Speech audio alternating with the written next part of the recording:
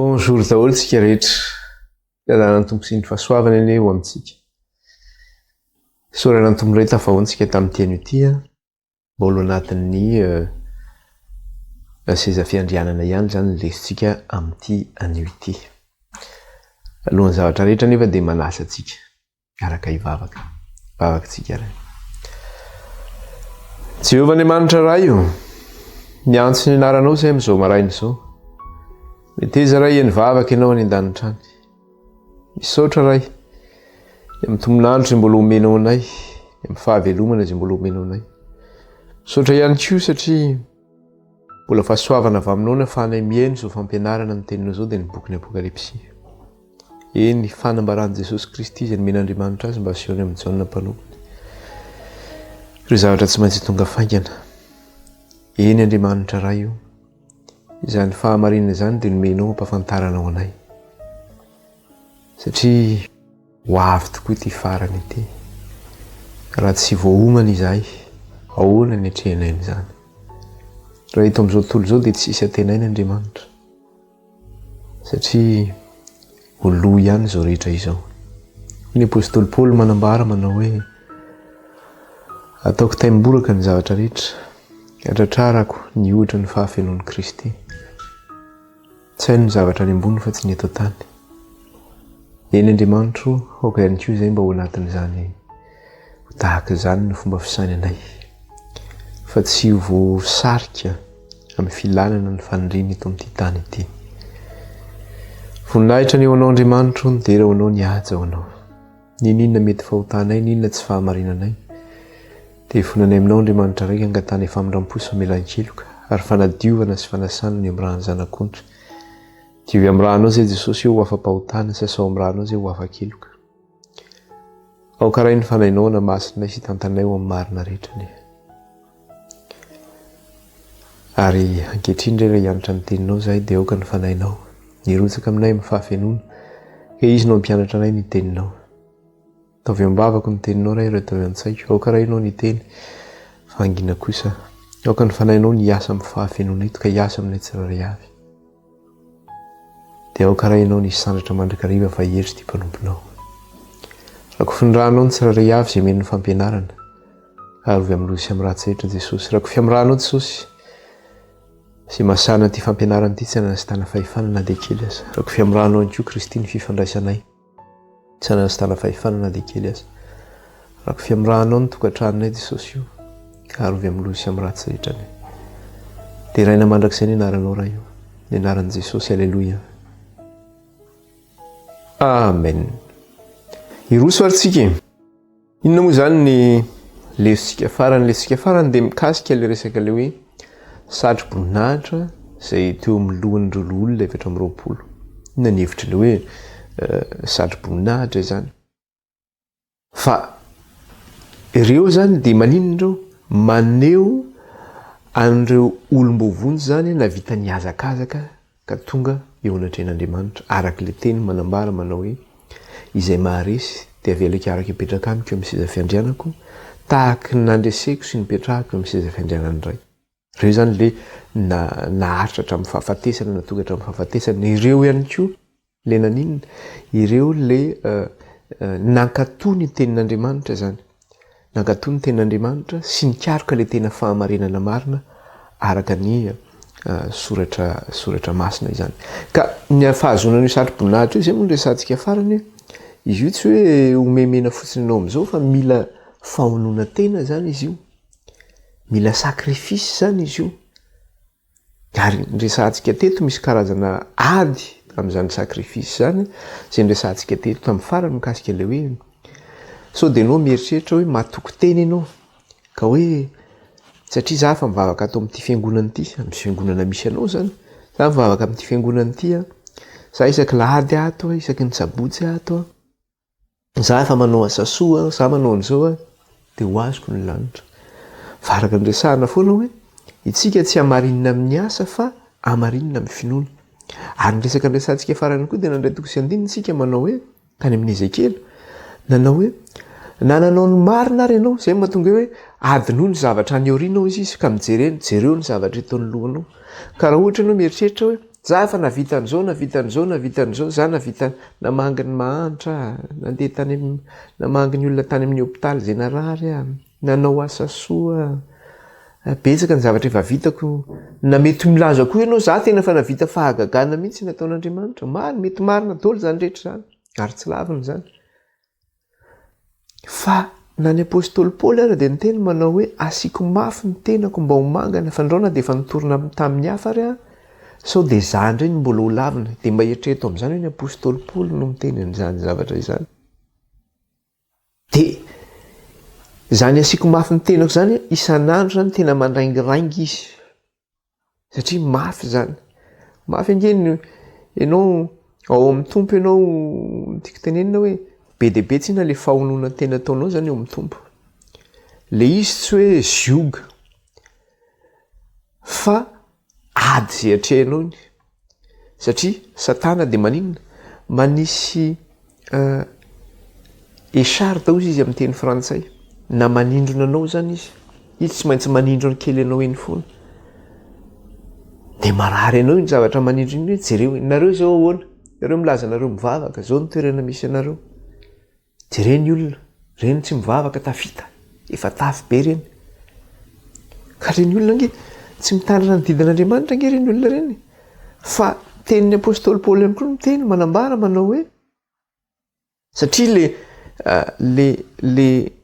le fahonoana tena zay ataonao mitombo zany dia zao ady zany izy atrehanao ary mafy izy io dia ozy ny apôstôly Paoly ihany koa no miteny manambara manao hoe fa ny fahorianareo eto tany dia vetivety mihoatra noho ny fifaliana sy ny fiadanana izay meny tompo anareo any an-danitra zany hoe io zavatra mahazo antsika eto tany io zany marina fa mafy le izy ho an'ny kristianina vetivety ihany io raha ampoarina amin'ny zavatra omenantsika any amin'ny mandrakizay fa ho an'ny olona kosa zay tsy mirarahana zany lalàn'Andriamanitra zany famarinan'Andriamanitra zany dia mieritreritra izy hoe zay ny tena manana ny fiainana zay ny tena milanana ny lavitra dia manao zay tiany ataony ao ny manam-pahefana zay manao zay tiany ataony mampiasa ny autorité mampiasa ny fahefana anay zao misy za moa le fomba zay tonga eo amin'ny fitondrana dia milaza manao hoe anay zao ny pouvoir anay zao ny fanjakana dia samy manao zay ataona daholo dia ataovy zay ataonareo fa zany koa ny anareo zany dia zao io le fafinaretanareo aranofo io fandehanana amin'ny fanaony zao tontolo zao sy zavatra maro samihafa dia zao fifaliana vetivety ihany koa anananareo fa ny fahoriana zay miandry anareo mbola mafy tena mafy koa ary maharitra elo io maharitra elo io fahoriana mahazo anareo ihany koa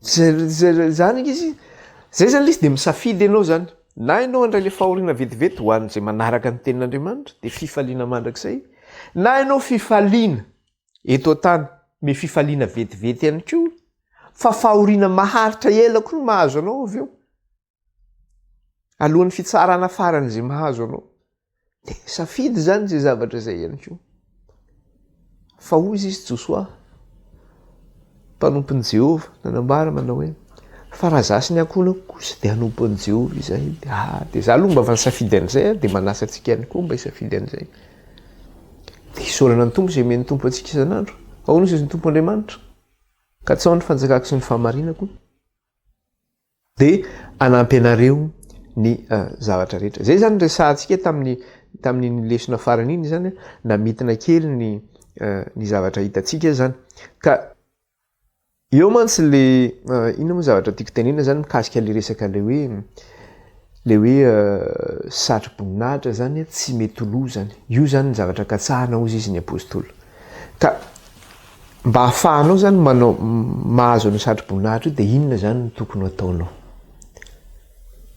dia jereo tsara hijeryntsika zany tantara satria be dia be zany ny zavatra nisy tao anatin'ny soratra masina indrindrandrindra amin'ny tantaran'ireo mpanjaka ireo zany dia ny zavatra nisy dia ity tamin'ny voalohany zareo tena hoe nanompo an'Andriamanitra tamin'ny fony sy tamin'ny sainy sy tamin'ny herin'ny manontolo dia rehefa nandeha ny fotoana 20 taona 70 taona dia inona ny zavatra nitranga ne nivadika amin'izay satria ny eritreritra natoko tena zay le fatokisa-tena zany manao hoe za nge Andriamanitra nge efa miaraka amiko Andriamanitra nge nanangana n'ity fiangonana ity za ma tsy filazan'ny olo zay raha tenenao efa tsy mety tsony zavatra misy amin'ny fiangonana de izy le pastero manambara manao andriamanitra angena nangana ty fiangonana ty marina tokoa zany fa ny zanak'Israely ane vahoakan'Andriamanitra fa nefa ny zanak'Israely ny lavin'Andriamanitra ny zanak'Israely de eritrereto am'izany de ianao ve mieritreritra hoe ianao hafa noho ny zanak'Israely Andriamanitra tsy mba miangatra zany zay mampitsara marina an'Andriamanitra zay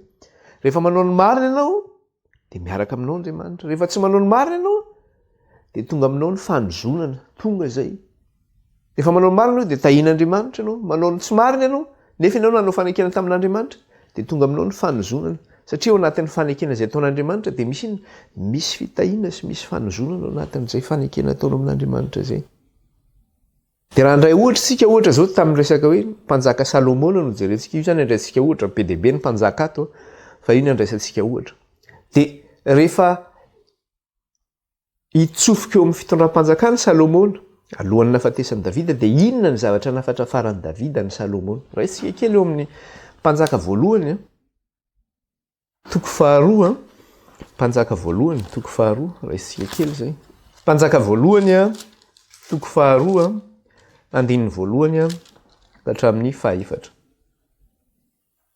de inona ny zavatra nafatra faran'i Davida ny Salomona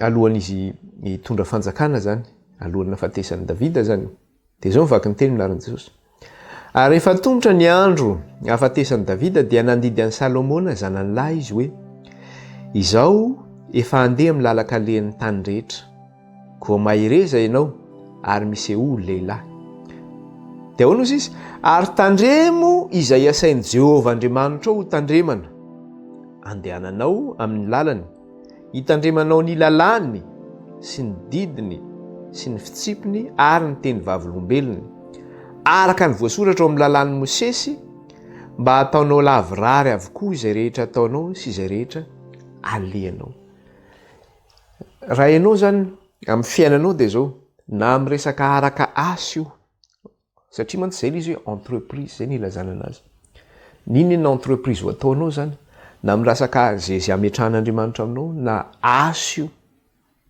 na mitondra fiangonana io na président ianao na inona ndraikitra amen'Andriamanitra anao zany de zao ahoana izy Davida ary tandremo izay isain'i Jehovah Andriamanitra ho tandremana andehananao amin'ny lalany hitandremanao ny lalàny sy ny didiny sy ny fitsipiny sy ny teny vavolombelony araka ny voasoratra amin'ny lalàn'ny Mosesy mba hataonao lavirary avokoa izay rehetra ataonao sy izay rehetra alenao zany hoe io zany ny mahalavirary izay rehetra alenao sy izay rehetra ataonao ary izy io tsy voaindray mandeha fa rehefa nandimby any Mosesy any koa Josoa mpanompony nasen'Andriamanitra nitondra ny zanak'Israely Josoa mpanompony de izay ihany koa ny tenenin'Andriamanitra tamin'i Josoa manao hoe vakitsika kely koa aty amin'ny Josoa de misy an'io koa aty amin'ny Josoa aty vakitsika aty amin'ny Josoa toko voalohany de ndretsika any amin'ny Josoa io zany mahalavirary ny zavatra lehana ataonao sy alehanao zany io de resika ndray aty amin'ny Josoa zany amin'ny testamenta taloha antsika zany aty arinan'ny Deutéronome misy an'i Josoa zany de ahoana izy Andriamanitra de vakitsika ny andinin'ny fahafito vakitsika ny andinin'ny fahafito sy ka hatramin'ny fahavalo inona zavatra tenen'io toko voalohany andinin'ny fahafito ka hatramin'ny fahavalo koa mahereza sy mahatanjaha tsara ianao hitandremanao anao araky ny lalàna rehetra izay nandidian'i Mosesy mpanompoko anao koa mahereza sy mahatanjaha tsara ianao hitandremanao hanao araky ny lalàna rehetra izay nandidian'i Mosesy mpanompoko anao aza miala aminy na ho amin'ny ankavanana na ho amin'ny ankavia mba ambinina ianao amin'izay rehetra alehanao aza miala aminy ozy izy na ho amin'ny ankavanana na ho amin'ny ankavia mba ambinina ianao amin'izay rehetra alehanao io zany manambina anao amin'izay rehetra alehanao na zany hoe tsy aza mandeha amin'ny ankavia ianao na aza mandeha amin'ny ankavanana aza miala aminy ianao na ho amin'ny ankavia na ho amin'ny ankavanana ozy izy averiko tsara le izy teo ohatra ny somary misangotsy kely ny zavatra teniko aza miala aminy na ho amin'ny ankavanana na ho amin'ny ankavia mba ambinina ianao amin'izay rehetra alehanao aza miala amin'io lalàn'andriamanitra ianao dia ambinin'andriamanitra ianao am'izay rehetra ataonao. Dia andininy favalo, aoka tsy hala amin'ny vavanao ity bokyny lalàna ity, fa ntsaintsaino andro aman'alina hitandremanao hanao arak'izay rehetra voasoratra io, ary amin'izany dia alavirary ny lalanao ianao sady ambininy. Ny fitandremanao sy ny fanarahanao ny lalàna sy ny tenin'ny vavolombelona zany sy ny tenin'andriamanitra dia zao, io no manambina anao am'izay rehetra ataonao zany, ambininy ianao am'izay rehetra ataonao. Ny tsy fanarahanao an'io nefany Andriamanitra tsy hanambina anao am'izany mihitsy. Eo zany ny mazava-dehibe le izy hoe ahoana ny fomba azahoantsika le sarotro-boninahitra ny fiainana, dia ny fitandremana ny didin'Andriamanitra sy ny lalàny ny fitsipiny ary ny teny izay nomeny antsika io tandremana. Io izy ny alavirary ny lalanao, na ho amin'ny ankavianao na amin'ny ankavananao izy, io no malavirary ny asanao. Dia zay zany ny afatry Davida tamin'ny Salomona manao hoe tandremo ny didin'Andriamanitra io sy ny teny vavolombelona dia ambininy ianao am'izay rehetra ataonao izy. Zany nafatra farany dia vakitsika mbola mpanjaka ihany indray tsika, mbola iverina ihany tsika. Dia rehefa anositra am'izay, dia rehefa anositra ny Davida ho mpanjaka, anositra ny Salomona ho mpanjaka am'izay Davida, dia inona koa mbola nitenen'i Davida, mbola naveriny Davida ihany izy, zava-dehibe loatra zany, satria raha nisy zany tena mpanjaka tena hoe natahotra an'Andriamanitra, dia Davida natahotra an'Andriamanitra, dia nafatra farany tsara ny zanany zay zavatra zay. Any mpanjaka voalohany toko 7, mpanjaka voalohany toko 7, dia ny andininy 7 ka hatramin'ny 410. Mpanjaka voalohany toko 7 dia ny andininy 7 no jerentsika.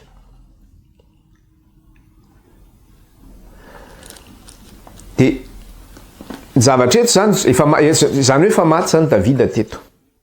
Dia ny zavatra nangatahany Salomona zany dia nangataka tamin'Andriamanitra izy, ahoana Andriamanitra ny aizako mitondra an'ireto vahoaka maro be reto, za ty mbola zaza, meo fahendrenao izy Andriamanitra, aizako mitondra an'ireto vahoaka maro be reto. Nangataka tamin'Andriamanitra zany izy. Vakitsika le andininy 7 zany aloha ka hatramin'ny 5. Dia zao ny teny amin'ny anaran'i Jesosy: ankehitriny Jehovah Andriamanitra ianao no efa nampanjaka ahy, mpanomponao andimby an'i Davida raiko, nefa izao dia mbola zaza ihany ka tsy fantatra akory izay fivoaka sy fiditra. Ary izao mpanomponao koa dia ao amin'ny olonao izay nofidianao, satria olona betsaka tsy tambo saina ary tsy hita isa no amarony. Koa omeo ahy mpanomponao saina malady, hoentiko mitsara ny olonao, ahaizako manavaka ny sosiny ratsy, fa iza moa no mahay mitsara izao olona betsaka izao. Zany hoe nangataka fahendrena tamin'Andriamanitra izy zany, mba aiza mitondra fanjakana araka ny sitrapon'Andriamanitra. Zany angeny tokony ataon'ny mpitondra fanjakana, mba hanana an'izany hoe saina malady zany, mba hanana an'izany hoe mba aizana mitsara ny vahoaka an'Andriamanitra, mba aizany manavaka ny sosiny ratsy, manao ny marina zany amin'ny fahentsino anatrehan'ny Andriamanitra. Dia zay fangatahany Salomona zay nakasitrahan'Andriamanitra, zay nangatahany Salomona zay. Fa ao anatin'le valiny tenin'Andriamanitra dia mbola misy famerenana amin'le hoe tandremo ny didiko, mandehana amin'ny lalako. Miverina zany, satria zava-dehibe zay. Maninona l'izy ny averina satria zava-dehibe loatra. Ary eto tsy Davida intsony no miteny, fa Andriamanitra no miteny eto. Dia ahoana izy? Vakitsika ny andininy 10. Vakitsika ny andininy 10 ka hatramin'ny 410. Ary sitraky ny tompony nangatahany Salomona izany zavatra izany, dia hoy Andriamanitra taminy: satria nangataka izany zavatra izany ianao, fa tsy ho ela velona na harena na ny hain'ny fahavalonao, fa fahaizany tsara no nangatahanao, zany hoe fahaizany tsara ny vahoaka, hanao ny marina. Dia indro efa nanao araka ny teninao, ka indro efa nanome anao saina endry sady mahiratra, ka tsy nisy tahaka anao ny teo anoloanao, ary tsy hisy ho tahaka anao ny atorianao. Ary na izay tsy nangatahinao aza dia omeko anao koa ny harena sy ny voninahitra, ka tsy hisy mpanjaka tahaka anao amin'ny andronao rehetra. dia andininy faefatra ambin'ny folo hono izy ary raha andeha amin'ny lalako ianao ka hitandrina ny lalako sy ny didiko tahaka ny nandehanan'i Davida rainao dia ataoko ho ela velona ianao. Io zany namaran'Andriamanitra azy. Ary raha andeha amin'ny lalako ianao ka hitandrina ny lalako sy ny didiko araka nandehanan'i Davida rainao dia ataoko ho ela velona ianao. Zava-dehibe loatra zany zay. Raha mandeha araka an'izay ianao, araka ny lalako sy ny didiko, araka ny nandehanan'i Davida mpanomboko, araka ny lalàn'Andriamanitra, didin'Andriamanitra, araka ny tenin'Andriamanitra, miverina foana zany. Io tsy resaka hoe miverina foana rehefa manompo an'Andriamanitra, io tsy resaka hoe sentiment na resaka hoe fihetseham-po. Hoe za tia nompon'Andriamanitra dia izay tiako hanaovana azy, tsy ça marche, ny fitenenana ça ne marche pas comme ça hoy ny fitenenana. Tsy ohatr'izany ny fandehan'io zavatra io. Fa miteny Andriamanitra dia manaraka tsika. Arak'izay nasaiko ny tandremana ozy izy Andriamanitra. Zay ngely izy. Arak'izay nasaiko ny tandremana ho ataonao. Vakitsika ngely izy teo andiny faefatra ambin'ny folo. Ary raha andeha amin'ny lalako ianao ka hitandrina ny lalako sy ny didiko tahaka ny nandehanan'i Davida. Ka hitandrina ny lalako sy ny didiko ny tahaka ny nandehanan'i Davida. Zany hoe hitandrina ilay didin'Andriamanitra. Fa tsy hoe araka ny fihetseham-poko hoe tena zao no tiako hanapon'Andriamanitra, tsy ohatr'izany io. Dia miainao zany mieritreritra hoe miaino Andriamanitra ny an-danitra any raha manao izay saim-patanao no. Dia efa miverina foana tsika teo nga niaino an'i Kainy Andriamanitra. Tsy niaino. Kaina zany raha raisitsika zany ampoarina amin'ilay fiangonana amin'izao fotoana zao zany, indrindra ny resaka lodikitsika, dia hoe 5 adala sy 5 endry. Kaina zany ampiarina amin'ilay 5 adala. Fa abela ilay 5 endry. Dia ilay 5 adala ireo manao izao no tiako hanampona an'Andriamanitra, manganagasitrahan'Andriamanitra zany. Dia safidiny ianao zany iny, safidiny ianao iny. Dia men'Andriamanitra ilay fahendreny Salomona zany vakitsika kely atao amin'ny toko 5:7.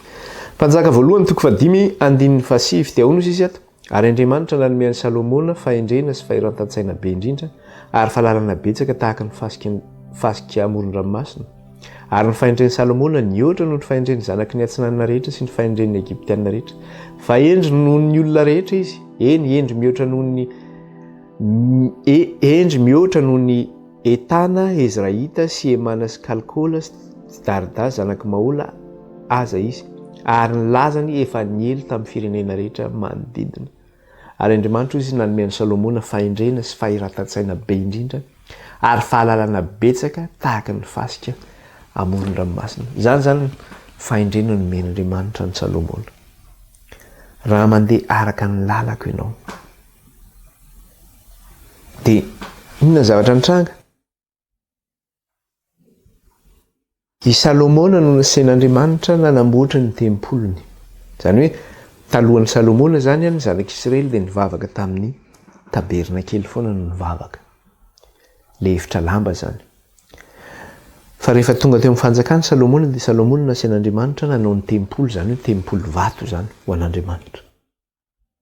Dia rehefa nanao ny tempolo io Andriamanitra dia teo amin'ny fanokafana ilay tempolo dia niteny indray Andriamanitra. Dia mbola naveriny indray ilay lalàna, tandreminy lalako. Dia mitoetra eo aminareo aho izy. Averin'Andriamanitra zany ilay zava-dehibe loatra ho azy. Mpanjaka voalohany indray tsika toko 9. Dia vakitsika ny 1:12 ka hatramin'ny 17:10. Mpanjaka voalohany toko 9, 1:12 ka hatramin'ny 17:10. Ary ny tenin'i Jehovah tonga tamin'i Salomona nanao hoe: ny amin'ity trano ataonao ity, ny amin'ilay tempolo zany. Ny amin'ity trano ataonao, ny amin'ity trano ataonao ity raha andeha araka ny lalako ianao sy hanaraka ny fitsipiko ary hitandrina ny didiko rehetra ka hanaraka azy, dia io tanterahako aminao ny teniko izay nolazaiko tamin'ny Davida rainao, ary hitoetra amin'ny zanak'Israely aho ka tsy hafoy ny Israely oloko. Misy condition zany le izy. Misy fepetra zany le izy. Ahoana moa ny ahafahan'Andriamanitra hipetraka aminao? Ahoana no ahafahanao Andriamanitra ho Andriamanitra ao? Kanefa ianao tsy mitandrina ny didiny sy ny lalàna. Amin'ny firenena anankiray aza, vahoaka ny firenena anankiray, dia misy lalàna mifehy ny firenena anankiray. rehefa tsy manaja ny lalàna mifen'iny firenena iny dia voasazy ianao ary mba ho citoyen modèle zany na hoana tsy haiko ahoana moa hoe olom-panjakana tanteraka angamba raha zay ny azo ilazana anazy dia manao ny rariny sy nitsiny ianao tsy andika lalàna ianao manaraka hoe zao ny zavatra misy dia manaraka an'izay ianao ozy ny fitaram-panjakana ataontsika ohatra ozy fotsiny fitaram-panjakana malagasy ohatra ho azany tsy mahazo miasinareo ny lady ohatra zany dia ozy zay ngarangatsy mirarany zany fa zay asa zay dia ahoana izy ny fitaram-panjakana ianao beloha ianao sazy iny mpitondra fanjakana ianao ohatra hoe tsy azo varotana ny basy tsy mahazo manana basy ny olona koa ny atokantrano any tratra ny fanjakana ianao minina ianao am'zany fa ny lalàn'Andriamanitra misy zany io ary le izy tsy lavitra atsika nge fa eto le izy eo ambany masotsika eo le izy fa tsika tsy mety manaraka ahoana izy any amin'ny epistily any fa eo anolohan'ny masonao sy eo amban'ny masonao ny teny koa izy tsy lavitra io le izy io fa tsika nge tsy mety ao daholo mimeny atsika le izy fa tsika mezaka manamartena ihany zay ny zavatra misy dia inona ny zavatra nyteneny teo ny amin'ny ity trano ataonao ity raha andeha araka ny lalako ianao sy hanaraka ny fitsipiko ary hitandrina ny didoko rehetra ka hanaraka azy dia ho tanterahako aminao ny teniko izay nilazaiko tamin'ny Davida rainao ary hitoetra eo amin'ny zanak'Israely io ka tsy hafoan'ny Israely oloko dia hitoetra Andriamanitra zany tsy hafoy an'i Israely zay mahatonga hoe izaho Andriamanitra ao ary nareo oloko raha mitandrina an'io zany ianao fanekena nge io satria le lalàna fanekena amin'Andriamanitra izy zany ny garan'le fanekena ny fitandremanao an'le lalàna zany hoe tompo marika angambany tompo marika an'le fanekena ilay lalàna mba tsy voanao am'izay fanekena zay zany raha mandeha araka ny lalako ianao inona nefa ny zavatra nataon'ny Solomona niverina foana zay tandremin'ny lalako tenenin'ny Davida aloha izy alohan'ny tonga efa aveo Andriamanitra mihitsy ny teny taminy vita ny tempolo dia ozy izy ka araka ny teneniko an'i Davida mpanomboka raha mitandrina ny lalako ianao ka mandeha araka ny fitsipiko sy ny didiko dia tanterahako ny amin'izay teneniko tamin'ny Davida hoe hitoetra eo aminareo dia zaho Andriamanitra reo ary nareo oloko hitoetra eo aminareo jereo tsara amin'izay ny zavatra fotoana maro tatioriana nanondrana ny ranamana eo le hoe fiheveran-tena manao hoe za nge efa manana ny maizy iza ny manam-pahendrena ohatrahatra ny mpanjaka tena Andriamanitra tokoa no miazy an'izany fahendreny zany sy zany fahalalahany zany satria be deaibe ma tsy mitena zany hoe Andriamanitra nge nanangana n'ity fiangonana ity raha mialato ianao dia very ianao tena manaiky mihitsy za nge tsy mandany zany hoe Andriamanitra nanangana io fiangonana io fa rehefa miala aminy ianao dia izy koa miala aminao dia aomen'ny fahavalony ianao ataon'ny fahavalo lany ny fahavalo ao ianao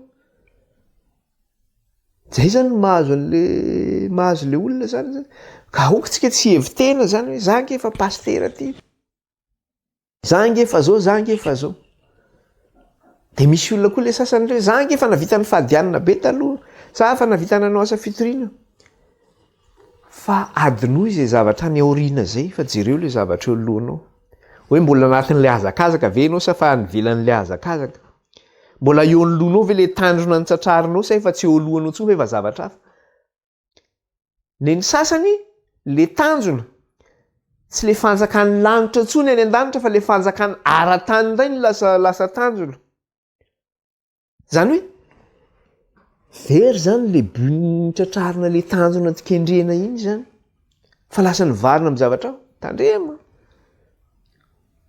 fandrao na dia efa nitory aho zao tamin'ny sasany za ndray no lavinao izy ny apôstôly Paoly zava-doza zany tena zava-doza zany jereo ny fahadalana nataon'ny Solomona inona ny fahadalana nataony mpanjaka voalohany io any tsika toko faraky amby folo raha isika le izy mpanjaka voalohany toko faraky amby folo zany tsika eo izy inona ny zavatra ny adalàna nataony teo. Dia efa niresantsika teto fa tsy iverenantsika kely intsony le hoe ny fitsipika lalàna nomen'Andriamanitra dia zao hoe nisy fanekenana nataon'Andriamanitra tamin'ny zanak'Israely. Tsy azonareo atao ny manambady hafa firenena. Zany hoe inona moa le hafa firenena teneny? Tsy hoe gasy tsy mahazo manambady frantsay na hoe gasy tsy manambazo manambady sinoa na hoe gasy tsy manamazo manambady amerikana, tsy zay le tena tenenina. Fa le tena tenenina eto dia zao hoe le hafa firenena resahana eto dia hoe mpanompon'i Jehova dia manambady mpanompon'i Jehova.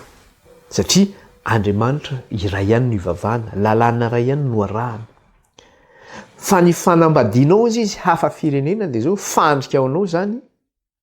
Fandrao ny zanakao izy lasa enana terina tamin'ny sampy ka ho voatondra hiankohaka eo amin'ny Andriamanitra izay firenena hafa zay izy. Zay zany no mahafandrika an'le izy zay. Mazava-doza le izy. Fantatry Salomona tsara zany lalàna izany. Efa niresantsika teto fa tsy hiditra lalina mihitsy. Fa zany lalàna zany. Dia inona nefa nataon'i Salomona? Nanambady hafa firenena izy. Ary lizy tsy hoe lizy ange mety manambady anankiray aloha ianao. Dia iny ihany ianao mieritreritra ianao hoe savaty ity zavatra ity. Fa tsy voakontrôlenao intsony iny zavatra iny rehefa avy eo. Iny foana mitsofoka migote zavatra anankiray fotsiny ianao manandrana zavatra iray ianao. Dia iny zavatra iray mitondra zavatra iray iny dia mitondra zavatra iray iny dia mitondra zavatra iray iny.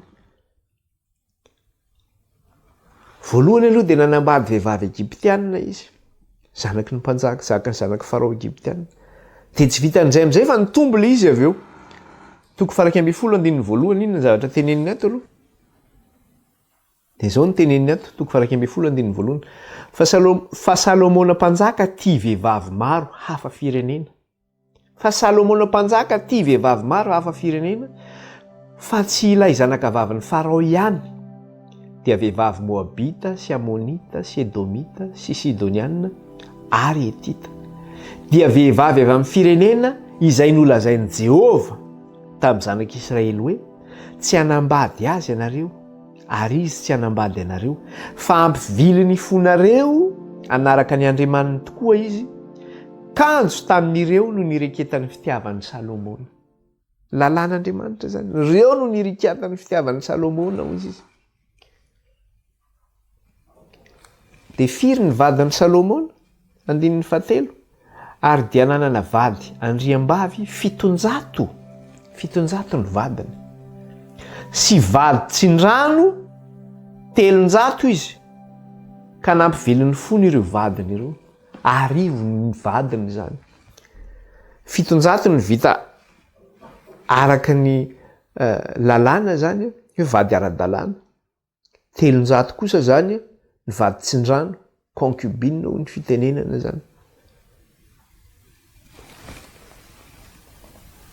Ka nampiviliny fony ireo vadiny ireo niala, nampiviliny fony niala tamin'Andriamanitra. Inona zay nampiviliny fony Salomona zay? Dia inona ny zavatra nataon'i Salomona? Satria lasa nanompo Andriamanitra hafa zany izy.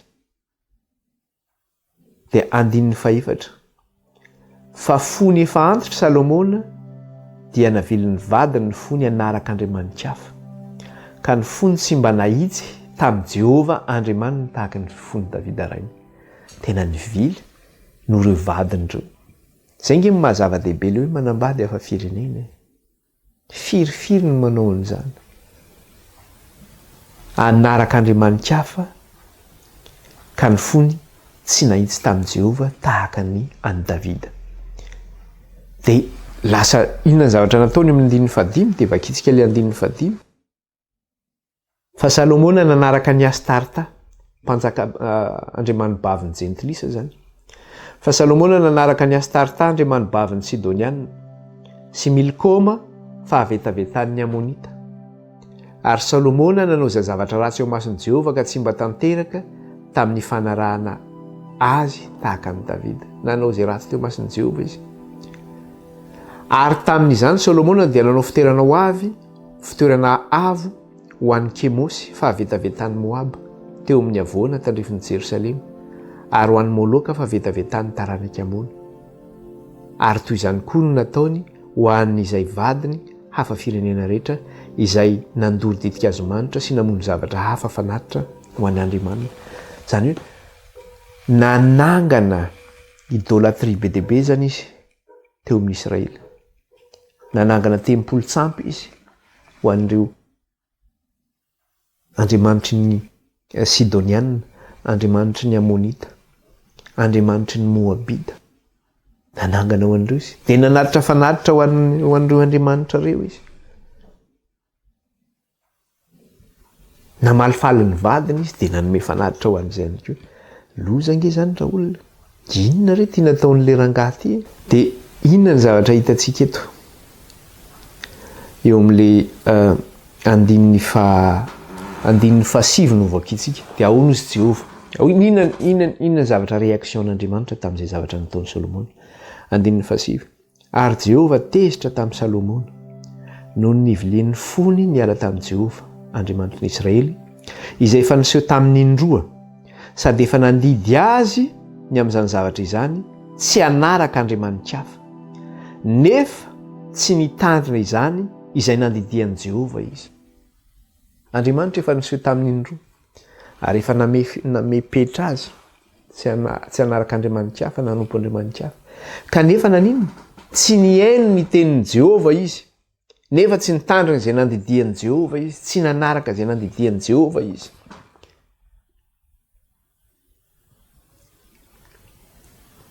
Dia ahoana izy Andriamanitra? Andininy faha 1:12. Ka dia hoy Jehova tamin'i Salomona, satria efa tonga ao am-ponao izao, ka tsy notandremanao ny fanekeko sy ny didiko izay nadidiko anao. Eo zany le hoe nomeko anao ny didiko, nomeko anao ny lalako, nomeko anao ny fitsipiko, nomeko anao ny teniko. Kanefa zany narianao iny, nidakanao, nitsahanao iny zavatra iny. Kanefa anao zany tsy nitandrina izay zavatra zay.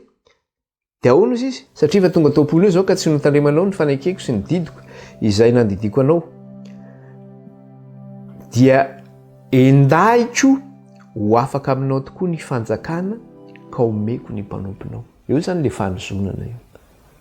Raha ny fanjakan'i Salomona tokony naharitra zany, dia novokatry ny fahotany, dia nendahany ny fanjakany, dia nomeny ny mpanompony. Nozarain'Andriamanitra ny fanjakana.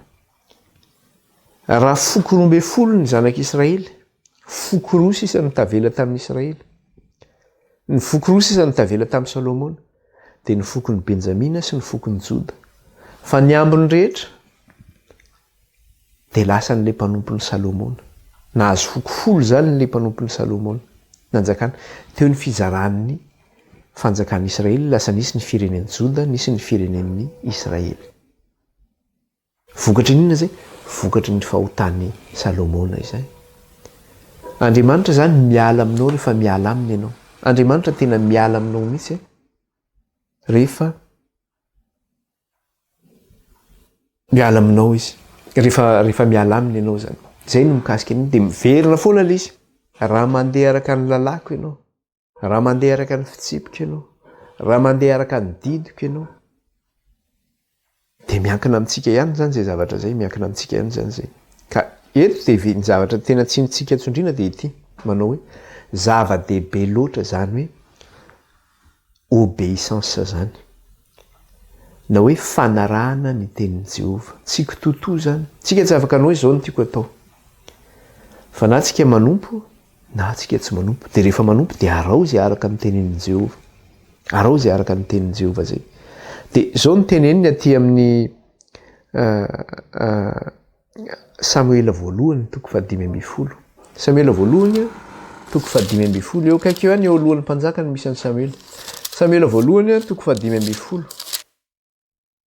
Dia inona ny zavatra niresahana eto? Ahoana izy? Ny tsy fanarahantsika hozy izy, ny didin'Andriamanitra sy ny fitsipiny, dia zao mitovy amin'ny fanompo-tsampy ihany zany zavatra zany. Raha misy olona zany manompo-tsampy hoe mandika ny lalàn'i Jehova, zay olona anankiray, raha misy olona anankiray, izy indray tsy manaraka fotsiny, za tsy manaraka fotsiny, za tsy mivavaka, za sady tsy manompo-sampy, dia efa manino zay? Mitovy amin'ny mpanompo-sampy ihany ianao zany, satria tsy manompo an'i Jehova. Rehefa tsy manompo an'i Jehova zany ianao a, ninona toerana misy anao dia mitovy amin'ny mpanompo-sampy ihany ianao zany. Samuel voalohany toko 5:10 dia vakitsika ny 9:20 sy ny 3:20 dia izao nivaky ny teny amin'ny anaran'i Jesosy. Fa hoy Samuel, sitraky Jehova moa ny fanatitra dorana sy ny fanatitra hafalatsa-dra mihoatra noho ny miaino ny feon'i Jehova. Eo zany le hoe obéissance, miaino ny feon'i Jehova. Mihoatra zany le hoe manatitra fanatitra ho an'Andriamanitra, manatitra fanatitra ho dorana satria izay natao tao amin'ny tempolo zany famelanany fahotana tamin'izany vanim-potoana zany.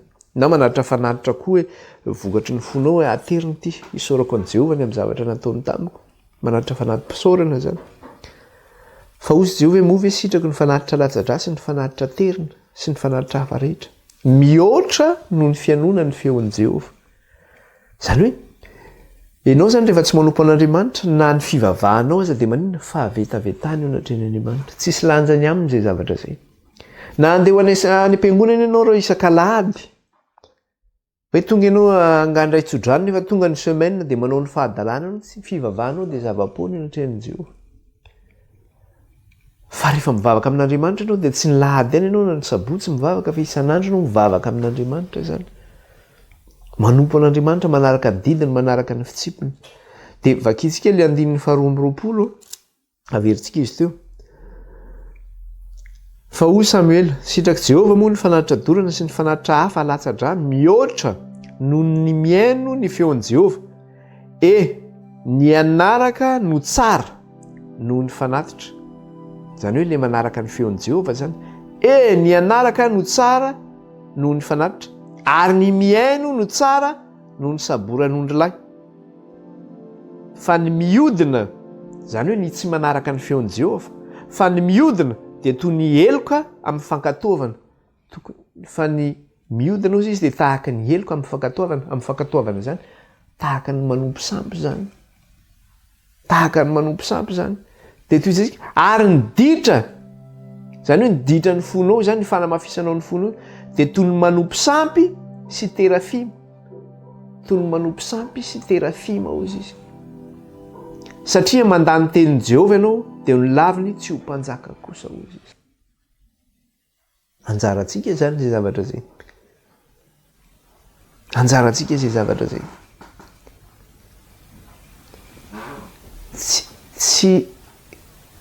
Tsy ny fanatitra ny zava-dehibe. Tsy ny fandehanana any am-piangonana ny hoe tsy maintsy mandeha any am-piangonana fa tonga ny ladana ny sabotsy. Tia tonga anao fanatitra ho an'i Jehova. Tsy izay ny zava-dehibe. Fa ny zava-dehibe dia ny fahatahorana an'i Jehova sy ny fanarahana ny didiny ary ny fitsipiny. Zay ny zava-dehibe zay. Ianao zany tahaka ny manompo sampy ianao ilay tsy ianao manamafy ny fonao sy manamafy ny atiko io zany. Ilay 3:20 teo ina zavatra niteneniny teo. Ahoana ozy izy? Fa ny miodina ozy dia toy ny eloka amin'ny fankatoavana. Tahaka ny fanompon'Andriamanitra hafa zany. Mino ny fanahy eny amin'ny rivotra eny ianao dia mivavaka eny ianao.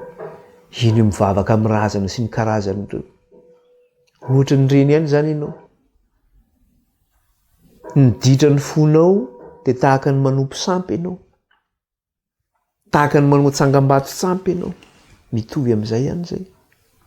Tsisy mahasamihafa an'izay zavatra zay. Dia izay no nahatonga antsika niteny ange tamin'ilay farany iny. Araka ilay tenentsika hoe ninona ho ataonao io? Fa iverenantsika kely ilay izy eo amin'ny Amosa 5:10. Fa efa nresantsika kely izy io, iverenantsika kely. Tentsika any amin'ny testamenta talohany zany. Amosa 5:10 no jerentsika kely. Inona zavatra resahany eo amin'ilay Amosa 5:10? Dia ahoana ozy izy? Vakitsika ny 1:20 ka hatramin'ny 7:20. Dia izao mivaky ny teny amin'ny anaran'i Jesosy. Halako, laviko ny andro firavoravonareo, ary tsy hoanitra kasitrahana amiko ny fivorianareo masina. Na dia aterinareo fanatitra dorana sy fanatitra hoanina azy aho, dia tsy sitrako izany. Ny zanak'omby mifahy aterinareo ho fanatim-pihavanana dia tsy ho jereko akory. Atsaharo ny finaonao aniranareo fa mahareninahy. Fa tsy mihaino ny feon'ny lokanganareo aho, ary eo ka ny fitsarana nalinalina toy ny rano ary ny fahamarinana toy ny renirano tsy mety ritra. Halako, laviko ny andro firavoravonareo. Ino moa ny fivravravona? andro fitaom-pivavahana nge zany manao fitaom-pivavahana ho an'Andriamanitra zany o de izy Andriamanitra halako izany, halako izany ozy izy ary tsy anitra kasitrahana amiko ny fivorianareo masina, tsy anitra kasitrahana eo anatrehan'Andriamanitra zany. Ny manatitra fanatitra ianao de manoana tsy sitrako izany, manatitra fanatrim-pihavanana ianao tsy jereko akory izany, mananatra fiderana ho ahy ianareo atsara ny finaonaonan'iranareo fa maharenina izany, minaonaona fotsiny satria be deabe de mihira anao ngaly.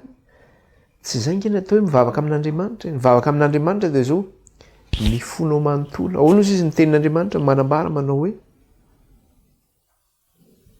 aoka ozy izy tsy ny fitafianareo no tsiaritsiarina, faoka ny fonareo no tsiarina eo anatrehako, fa ny fotorotoro sy fanamangorakoraka no akasitrahako Jehova. Zany hoe ny fotorotoro sy fanamangorakoraka zany hoe ny fonao tena torotony Andriamanitra tena miaiko ny eloko, mpanota afao amin'ity faratsiko ity, ny fanahinao tena torovana ny fanahinao anatrehan'Andriamanitra. Izay no akasitran'Andriamanitra. Fa tsy hiranao hoe tena mihira de mifaly. Nefa ny fiainanao mifanohitra tanteraka amin'ilay sitrapon'Andriamanitra. Atsara ny finaonao ny hiranareo fa maharenina ary tsy mihaino ny feon'ny lokanganareo. Fa aoka ny fitsarana nalonalona tondrano. Aoka ny fahamarinana zany. Ny fahamarinana tondren'ny rano tsy mety ritra.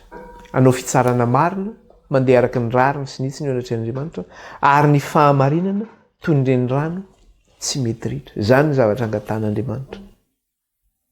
De io moa zavatra resahana, zavatra resahako teto foana le izy manao hoe mba mijery ihany reny le spectacle hira evangelika reny zany. De hoe mideran'Andriamanitra izy ireo. De izy le mideran'Andriamanitra iny, inona ny zavatra misy? Miakatra izy de tena midera le hira tsara, tena tsara le hira. Fa le pôzy, misy kavina orona, misy persinina kavina ety amin'ny maso ety, misy tatoazy ny tanana, ny volon'le vehivavy ohatra misy volo ty ilany ity de ty ilany ity sola be, de manao pataloha de le jeans rovitra reny, tsisy fahamotinana na ny kely na fanajana amin'ny tenanao. Le hira zany hoe tena hoe aona tiako Jehova, mahafinaritra ahy izy, mendrika mamboninahitra izy fa izy ny tompony zavatra rehetra, izy ny nahary ahy, izy ty ahy, za ty azy. Za ohatra zany mihira ataonao nefa mipôzinao de ozy tena ty azy marina ve no zao ve mipôzinao tena ty azy. Ny tenin'Andriamanitra ke milaza manao ahoana ny tokony fitondran-tenanareo kristianina, manao ahoana zany hoe fiakanjona kristianina misy ange zany fandresantsika teto zany, manao ahoana zany. De za raha vao mijery atao trano, trano miaraka amin'ny ankizy mba mihaino hira evangelika reny de mijery vao mahita an'ireny misy sinina reny hoe misy zavatra tsy hoe mba misy zany tena mba manao akanjo montina de mihaino ianao. Fa ny sasany vao mihira le mijery spectacle reny ianao na mijery amin'ny télé zany na amin'ny réseaux sociaux reny zany mba mijery ianao. Fa vao mahita le resaka hoe akanjo rovitra, tatoazy avadio any lo mivadika fa tsy mety. Satria tena mifanohitra ange le zavatra rehetra. Tsy mety ange zany. De ny tena pire amin'ilay izy de zao. Zay le hoe lasa banalisena ny kristianisme. Ny hoe banalisena hoe lasa ohatran'ny hoe zao zany lasa fomba kristianina, ohatran'ny hoe lasa eken'ny kristianina daholo ny zavatra rehetra zany zao. Inona moa le ekeny zany? De reny zany, za mahita zany hoe reny olona manao an'ireny irindran-kira ireny sy manao an'ireny fitondran-tena tsy araka ny sitrapon'Andriamanitra reny. De reny zany tonga amin'le fitenena mihitsy mialatsina amin'le fitenena, lasa mpamina ny sandoka zany reny olona reny satria nahoana? Lasa ataon'ny olona modely ange reny hoe aika azontsika atao ke zany manao an'izao nefa tsika kristianina, de lasa manao an'izay koa ny olona. De manormal ve zany? Normal ve zany? Zava-doza nge zany. Tsy nefa misy amin'ireo fiangonana evangelika zany ny zavatra atao. aoka retsy ho am'zany misy koa ny fiangonana evanjelika any Etats-Unis moa no tena mitondra izy io dia miparitaka manerantany le izy rehefa avy eo tena hoe eken'Andriamanitra zany hoe rindrakira ao anatin'ny fitaom-pivavahany tsy hoe rindrakira fa ny fideran'Andriamanitra zany zavatra tena kasitrana satria hitantsika eo lisy tamin'le seza fiandranana hoe manome voninahitra sy mankalaza an'Andriamanitra reto olona efatra miroapolo reto sy le zava-mananaina efatra dia ny zavatra misy anefa dia zao hoe manao an'izay izy ireo ny any amin'ny fiangonana evanjelika zany betsaka ny manao an'izay zavatra zay kanefa lasa iny lasa ohatran'ny karazana fombafomba fotsiny sisa le izy satria le fiainana zany tsy araka an'izay le izy mampalahelo angely izy dia ozy tsika hoe mitsara tsy mitsara ako fa Jesosy mihitsy nefa nampitandrina manao hoe mitandre mifandrao isy hamitaka anareo fa izy mpaminany sandoka hozy izy sisy Kristy sandoka zany mpaminany sandoka zany ange izy tsy teo hoe tia mpaminany sandoka fa zany mpaminany zany ny atao hoe mpaminany ange mitondra ny afatry Jehova ireo fiangonana ireo nefa milaza izy fa mitondra ny afatry Jehova ny amin'ny zavatra rehetra zay ataony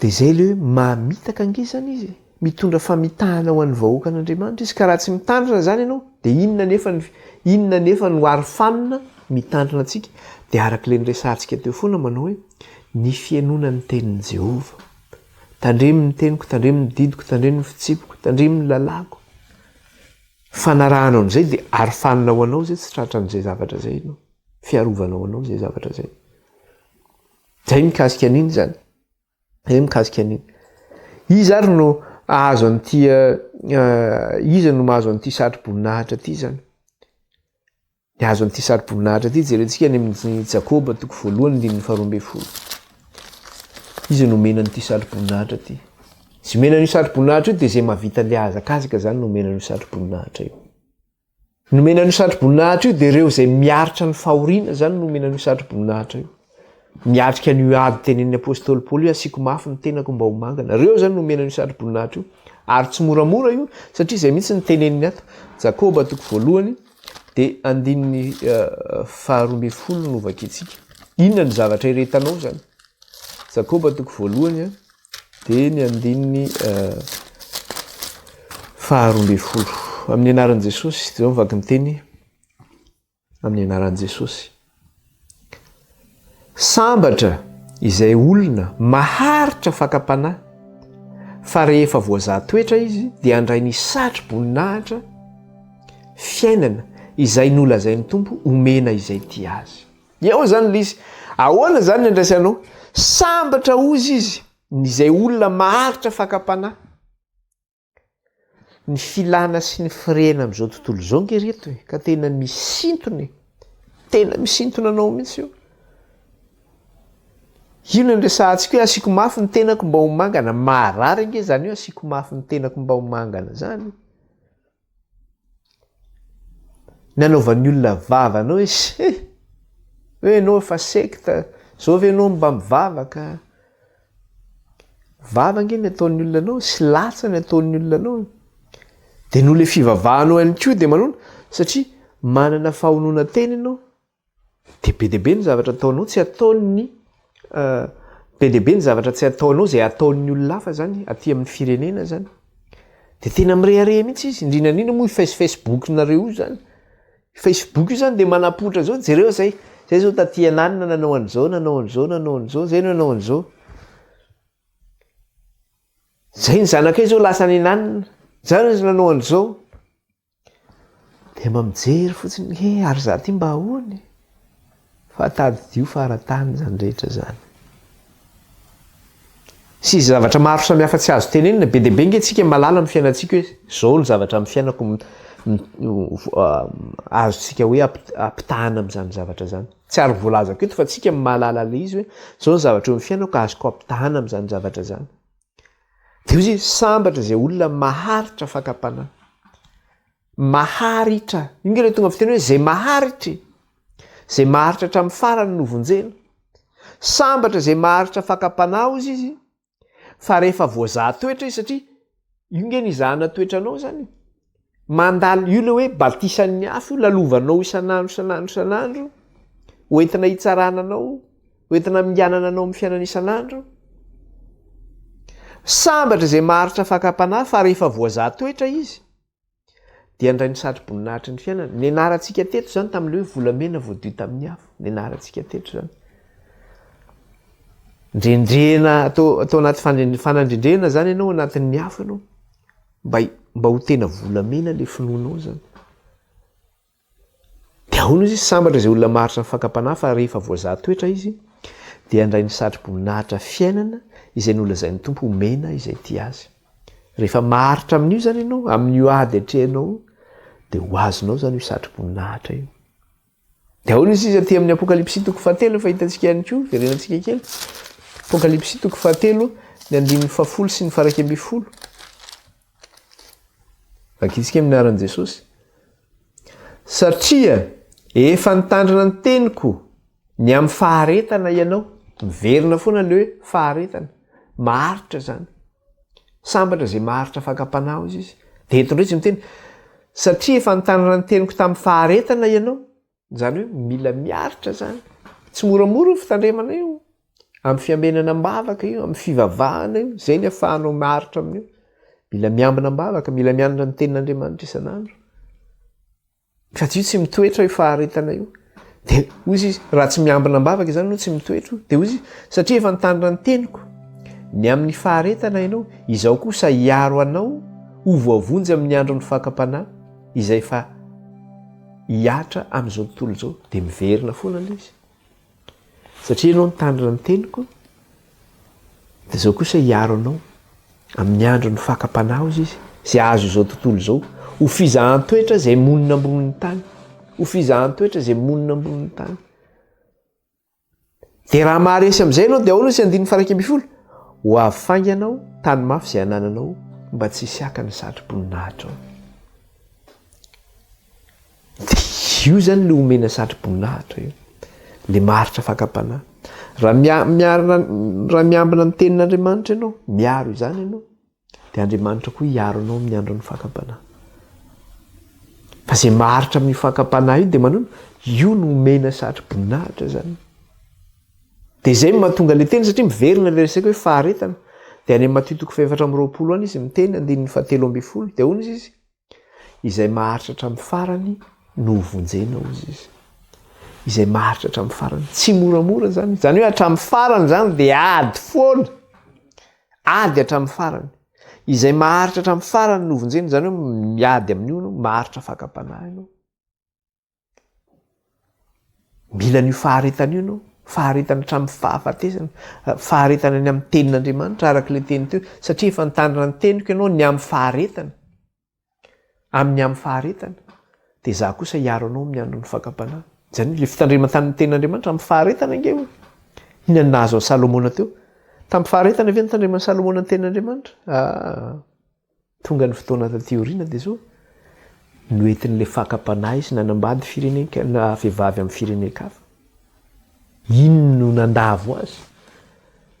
Nahatonga ny Jehovah niala taminy. Dia ianao koa dia aoka antsika tsy ho fitaka.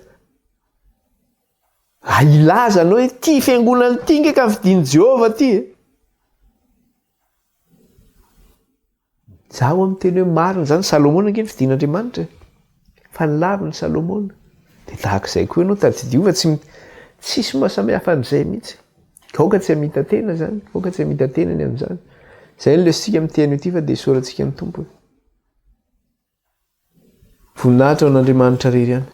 Mivavaka tsika ary. Tompo iray masina sy tsara indrindra no misaotra anao izay raha afaka nianatra ny teninao sy nandinika izany. Mana-masinana iray ny amin'ny teninao ny fahamarinana.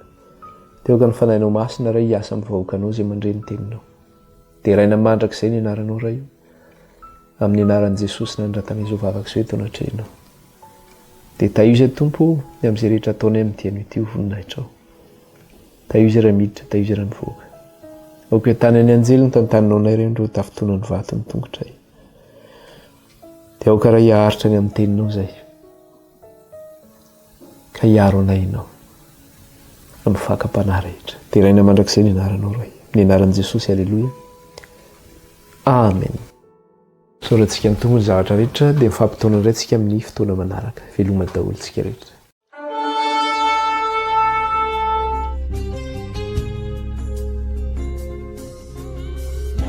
impetus of